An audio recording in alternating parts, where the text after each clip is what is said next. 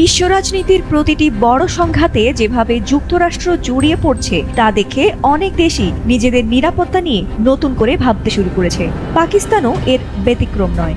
অতীতে দেশটি কেবল ভারতকেই প্রতিপক্ষ হিসেবে ধরে নিয়ে কৌশল নির্ধারণ করলেও এবার যুক্তরাষ্ট্রকেও পরোক্ষভাবে প্রতিরোধের তালিকায় রাখছে বলে ধারণা মার্কিন গোয়েন্দাদের। আর তারই প্রেক্ষিতে যুক্তরাষ্ট্রকে প্রতিহত করতে এবার আইসিবিএম বা আন্তঃমহাদেশীয় ক্ষেপণাস্ত্র বানাচ্ছে পাকিস্তান। ভয়াবহ এই ক্ষেপণাস্ত্র পাকিস্তান থেকে ছুড়লে তা সরাসরি যুক্তরাষ্ট্রে আঘাত হানবে। যুক্তরাষ্ট্রের ভূখণ্ডে হামলার সক্ষমতা অর্জনের লক্ষ্যেই নাকি পাকিস্তানিরা এমন দূরপাল্লার পারমাণবিক ক্ষেপণাস্ত্র তৈরিতে কাজ করছে এমন আশঙ্কা প্রকাশ করেছে ওয়াশিংটন। ফরেন অ্যাফেয়ার্স ম্যাগাজিনে প্রকাশিত এক প্রতিবেদনে এই বিষয়টি নিয়ে দুশ্চিন্তা প্রকাশ করেছে মার্কিন প্রশাসন।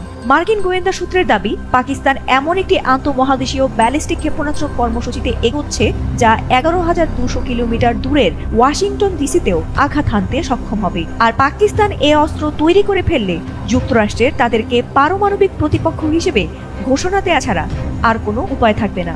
সাধারণত 5,000 কিলোমিটার বেশি দূরত্বে নিখুঁতভাবে আঘাত হানতে পারে এমন ব্যালিস্টিক মিসাইলকে আন্তঃমহাদেশীয় ব্যালিস্টিক ক্ষেপণাস্ত্র বা আইসিবিএম বলে।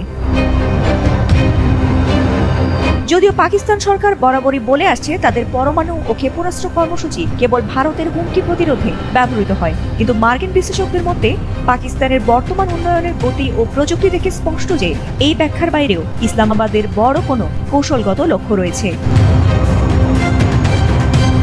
পাকিস্তানের হাতে এখন পর্যন্ত কোনো আইসিবিএম নেই, তবে ধারণা করা হচ্ছে গোপনে এই অস্ত্র তৈরির কাজ করছে তারা। পাকিস্তানের হাতে দূরপাল্লার এই ক্ষেপণাস্ত্র আসলে তা যুক্তরাষ্ট্র ছাড়াও ভারত ও ইসরায়েলের মাথা ব্যথার কারণ হয়ে দাঁড়াবে বলে জানাচ্ছেন মার্কিন বিশ্লেষকরা।